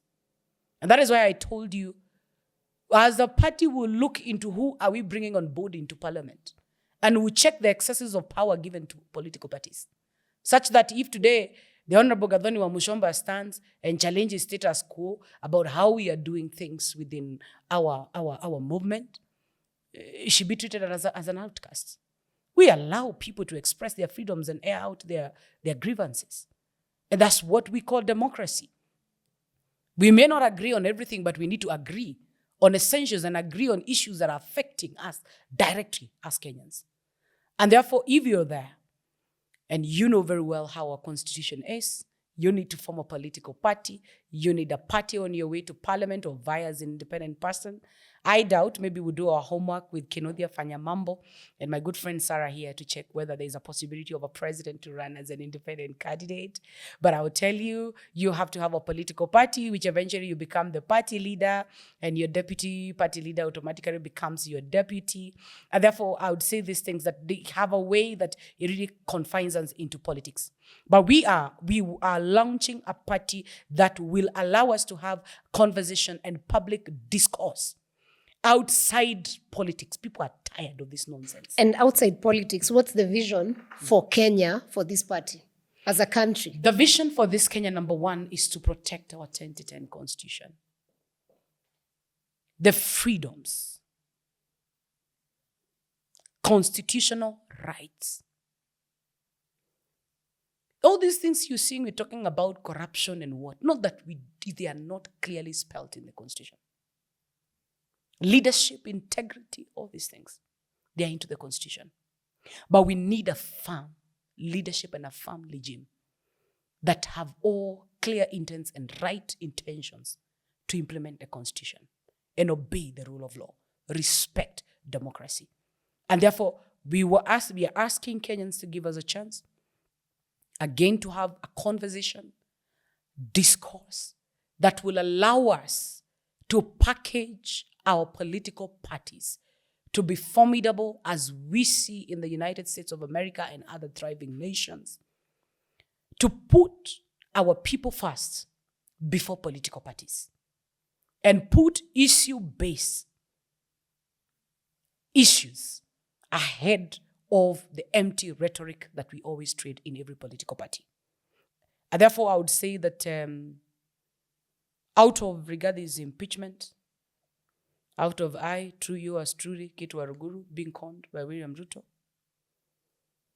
out of the political betrayal by the Azimio brothers and sisters who were conned by Raila Odinga, out of the betrayal by the Gen Zs, by the same CEO and country boss, the president, out of Mama Boga, who likely, I would say, they represent the people who are in the low kanda in the society, who are conned by William Ruto and the Kenya Kwanza regime. Out of the pains and the shackles of many people who are in hospital, will be watching us from hospitals or from their home in bed, and people who so rely on drugs on every day to be able to live a day. Out of the pain that our police officers are going through, because they are putting their life on the line, but they are not even assured of their medical health cover. The pain that our teachers go through when they are tending poor children who have nothing to eat, and their parents have nothing even to earn a living. Out of the pain of many dropouts in the universities because of a university health model that is not working. Out of the pain of the many contractors and suppliers who have not been paid by this regime simply because they are branded as Azimio or they are branded as people who are pro-system. I call upon you. Let's come together and agree what is working for our constitution and what is not working, the gaps and the excesses that are in the constitution, and form a formidable team that will see out this Kenya Kwanza government, round 1, 2027, and take William Ruto home. Our agenda and our motive as a party is not just to take William Ruto home. Out of the pain and the chronicles and the tales that I've been able to narrate and others well known to you, it is important we agree that as fighting this regime is not enough, we must come together to form the government of the people, our wananchi government, and the government that you want as you wish. Wow. You've sold that party until I believe a lot of maybe our viewers want to be part of it. However, before I let you go, I have two things I need to hear from you. One, how you're planning to do civic education. Of course, for the young people, it's easier because I know you'll go to interviews, you can do TikTok and all those lives. So for young people, it's easier. But for the older generation, because even when the president is bringing to us, the people that were dancing are our mothers. So how are you going to cover that in terms of civic education to these people? Not just to send Rutto home, but for a better country and what it means. Two, the issue that we were to address about insecurity in Laikipia. Oh, yes. So those two questions.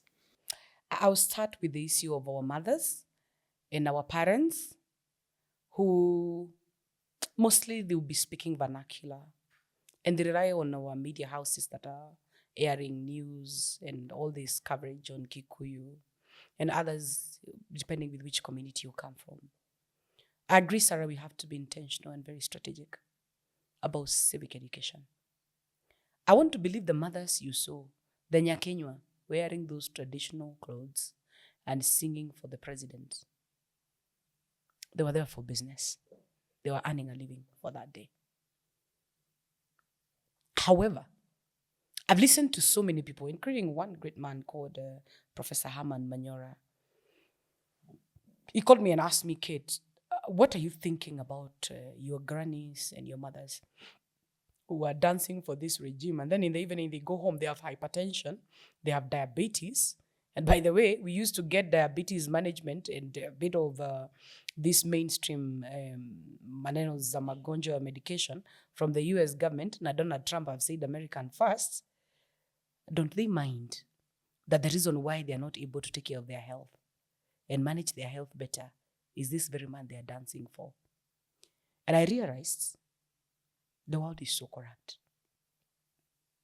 And the society is so corrupt. Imagine our people can do anything as long as yeye analipa pesa yake.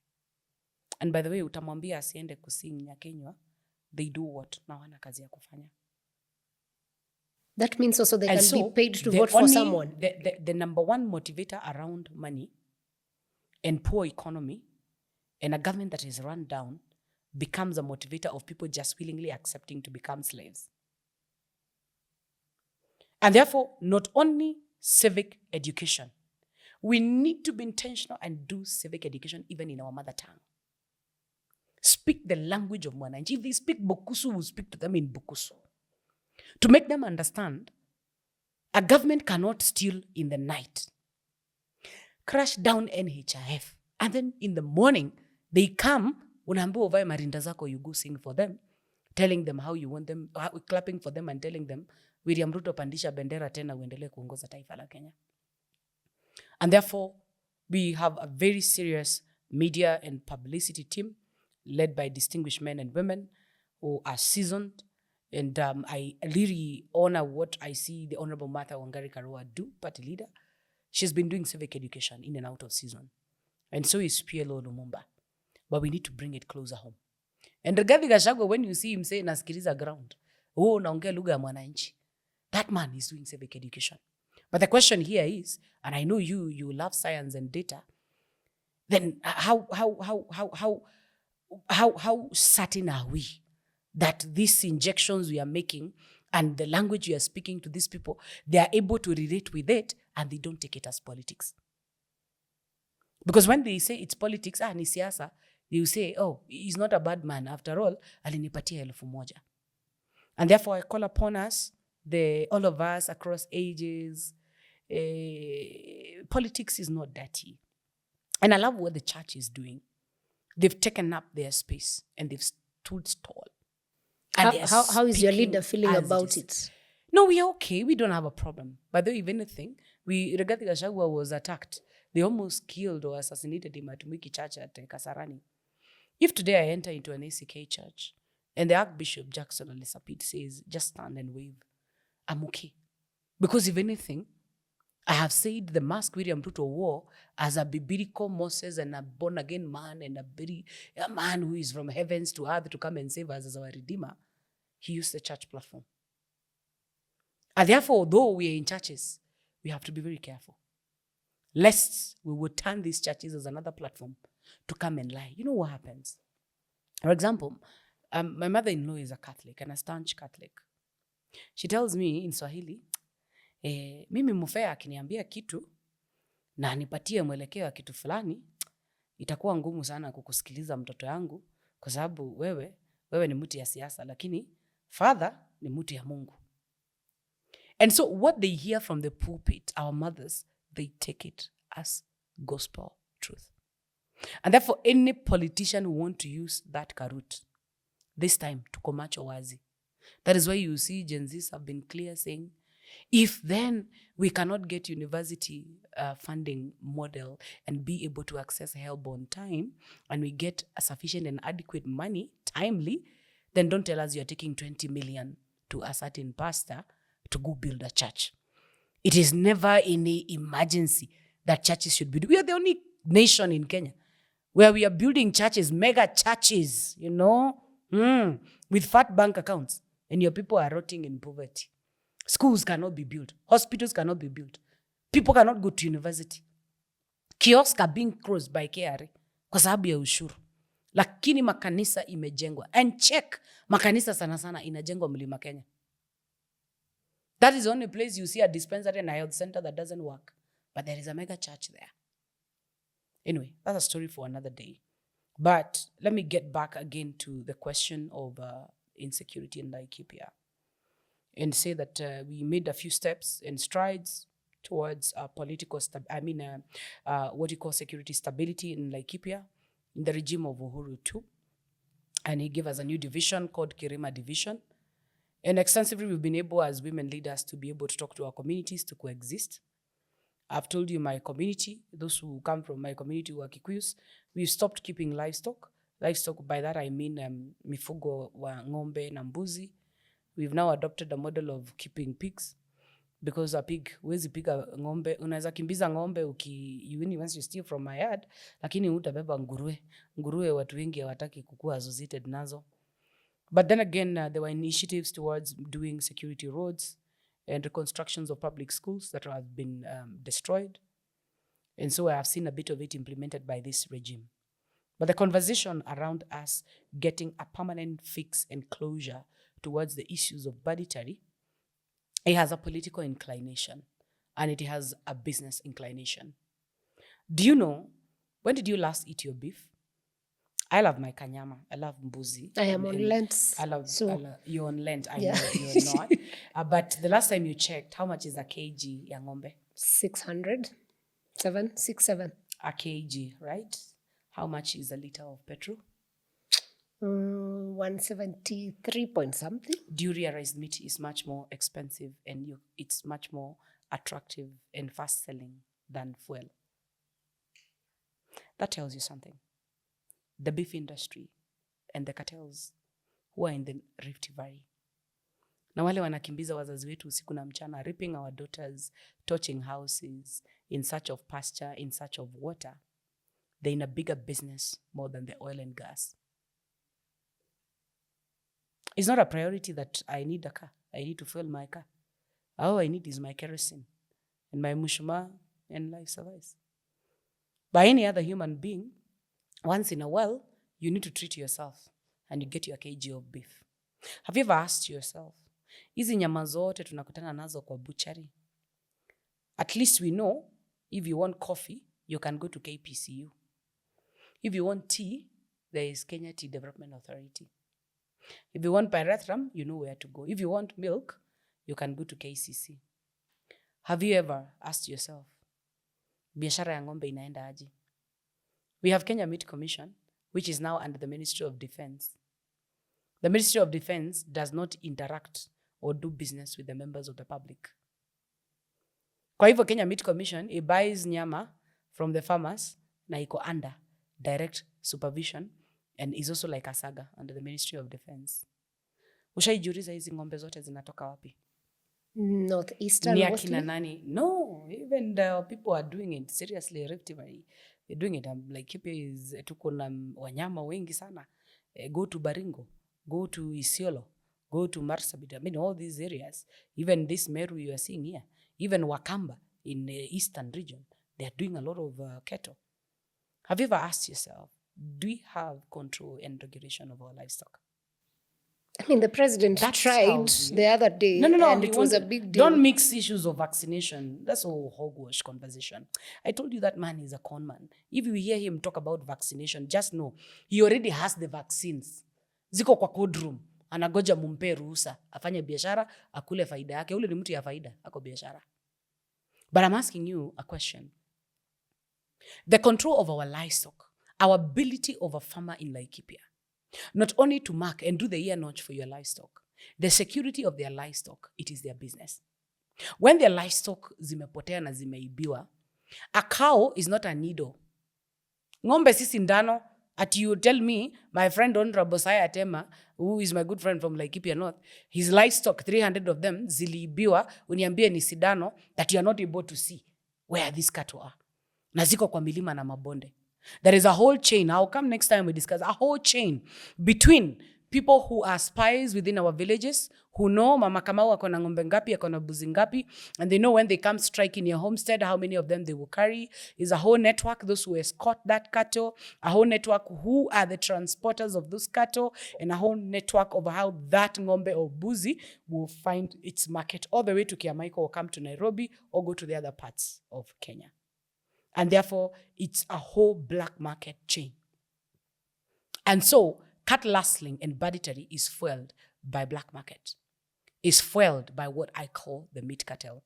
There's a session of paper I wrote on it when I was a woman rep, and I was doing it just trying to bring it on board to the security agencies, so that the way the Ministry of Interior and National Coordination, when we were doing what you call a multitask agency between the National Police Service and the KDF, we have a holistic approach that touches both on the economic empowerment, touches on education, touches on religious institutions, and touches on us changing our livelihood and not just taking livestock keeping as the only economic empowerment, economic activity that we'll be able to do. And therefore, I will tell you, we'll keep talking to our communities who are taking livestock keeping as economic means of livelihood. It's okay, but we need to keep on diversifying. And we also need to have candid conversation on how people's properties, because even cows and goats are people's properties. It's incumbent upon every government to take care of its citizens and their right to ownership of their properties. Otherwise, as I said, these bandits, they are fueled and bankrolled by politicians. The bandits, they form militia groups that give security and protection equivalent of what we have of the militia groups that are in Mount Kenya that are heavily relied upon by government. I saw a former leader of a militia group address the media somewhere outside Kibera Court and telling the public that I'll be protecting the state during their Mount Kenya visit, and I'll mobilize my squad to come and protect the president. That word of a militia gang and group standing before the media, national televisions, and saying that they're offering security and protection to heads of state and government, it tells you something. They are fueled by politicians, they are guns for hire, they are exploitative, and because they don't have decent means of earning a livelihood, when they are not working for politicians and they are not working in the black market, then they are busy scheming on how they are going to steal. In short, they go steal. And that's how the cattle rustling happens. Yes. And cattle rustling, by the way, it has a way it kills education. Because a Marani, or let's say a young boy who has been recruited to bandit, most of them, they enter those groups when they are junior. They are way below the age of 18. And you become radicalized, meaning that you don't get access to education. Most of them do not get access to healthcare. Most of them do not have ID cards. Most of them are not voters. The only work they know and the only thing they've known and they've been trained since they are young is the gun. They live and earn a living by the gun. So the question here is, who brings guns to people who lack even education exposures? Nani waletea risasi? Who sends them? At whose interest do they serve? Who are these rich businessmen in Kenya who are slaughtering cows na zingine wanazituma ngambo zikiwa mzima na mbuzi, who are into international or global market for livestock, and they rely on sending tons and tons of Kenyan livestock, mbuzi na ngombe na kondo, yet there is no trail of farms where they are doing large-scale farming of cows or goats. That tells you something. And I say it to a language closer to us. Hawezi niambia wewe ni supplier wa ngombe Gulf. Unatumana mbuzi, ngombe na unachinja macontainers ukiuza ngombe nje ya nchi. Lakini ukiniuliza mkulima wa kahawa, si siri, shamba lake la kahawa tunaliona. Mkulima wa majani chai, shamba lake tunaliona. Hawa watu wenye wanauza mangombe na wenye wanasupply hata Kenya Meat Commission ngombe, wanatoa wapi mifugo yao? There is no clear trail of where they get their livestock from. And therefore, it becomes a breeding ground that all livestock that is stolen, they end up in slaughterhouses or they end up into containers for export. Very sad situation, and I think that is not, again, a new story. We've had this over and over again. But Kate, yes. I know you want to rush into another meeting. Yes. So, of course, you will be back for another session where you can just share your personal story with us and something else about leadership. But before, final question, your final message to Kenyans, but in line with that, why women leaders do not represent us women into what we elected you to do. Because you've gone through that phase as a woman, of course. What a question. It's really difficult because leadership is personal. And I know that comes from a background of some backlash I'm seeing on TikTok and Twitter, Instagram, about the conduct of some female leaders and politicians who have wasted the opportunity granted unto them by the Constitution. And they are not advancing best of the interests of our women, best of our interests of our mothers, of our children. And I would call that quite unfortunate. But I must say we have very good women and leaders who are made of steel, like the Honorable Cate Waruguru, Honorable Martha Karua, the likes of Honorable Gathoni Wamuchomba, Jerry Maina, Mine Jane Kehara, Wanjiku Mohe. I know a good number of girls who cannot be compromised. And majority of these people who you see, they are unable to represent us or they underrepresent women.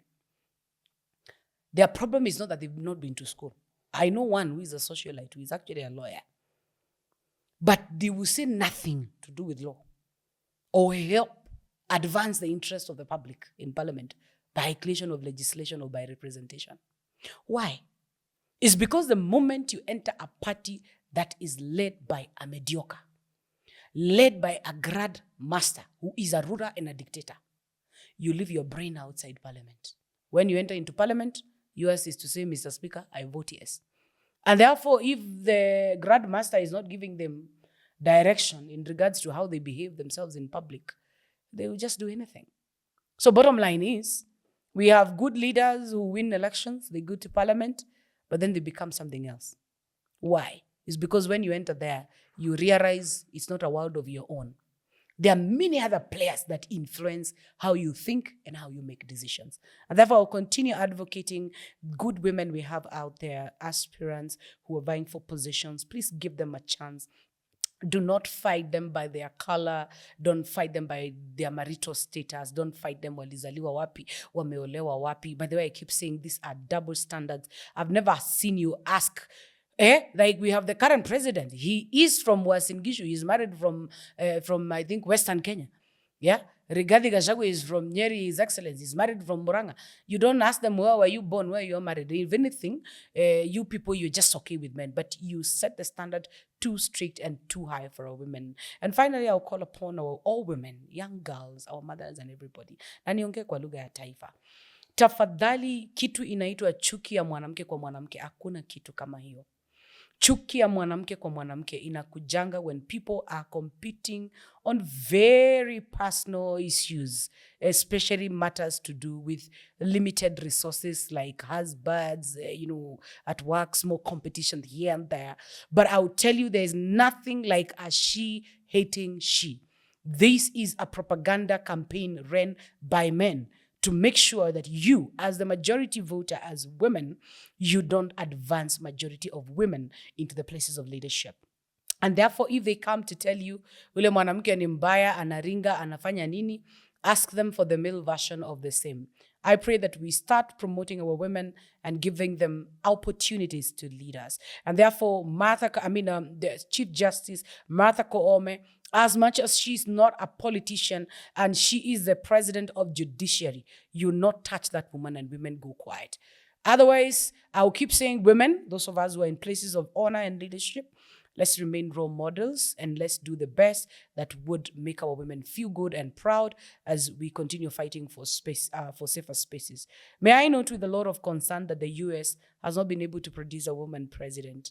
As much as when we talk about freedoms, femininity, my dress, my choice, all these, it's good that we have that conversation some other day, Sarah, because USA, as much as wao ndio kusema hii dunia, they did not give, Hillary Clinton a chance to lead, and they did not give Kamala Harris a chance. And therefore, I'm doing a small research towards it, and we'll see how it goes and how it's likely to shape Kenyan politics. May I admit and acknowledge that Kenyans have voted for us, a good number. I think now 8 members of governors. It was 7, G7. 7. Kawira is out now. Yeah. I think there are 6 now. Yeah. The G6 now.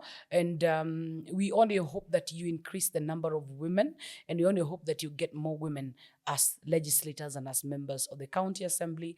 And I keep challenging even our lawyers in the LSK movement. They have given us a girl as their leader and their president. And that girl, she's doing the best she can. We've never seen a vibrant LSK like we are seeing Madam Faith Odhiambo do. And therefore, I would keep on saying the CJ Mother Koome, she needs a lot of prayers and a lot of support. With a president like William Ruto, a ruler and a dictator, I really feel for that girl. And we'll keep praying and supporting her and thank the civil society. Majority of you who are women, keep on talking and keep on having this conversation, and we will eventually make this place a better place than we found it. Wow, that's a very nice place to end it. Sure. If you were ever in doubt why the name Mama Simba, there's no other way to introduce you to Mama Simba. Yeah, the she-lion. Yeah, and no doubt I'm a hunter. I hunt for my family. That's a Proverbs that one woman, you have to provide for your family, purchase fields for your family, your children, call you blessed, so is your spouse.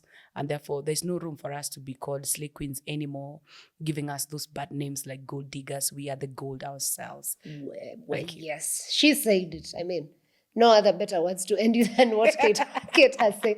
Kate, thank you so much. That was such... Oh my God. Very... that was a lot. Oh my goodness. And we've learned a lot and had a lot. We wish you the very best with the party launch. Of course, we shall be there because our role as media is to inform. Yes. And the democratic space allows for us to give everyone a chance, irrespective of whether you're in government, opposition, Gungati, wherever. Yeah. Ours is to give everyone space. Then you, the audience, can decide who sells their manifesto better, or who you believe, whose principles you believe in a better way. Yeah.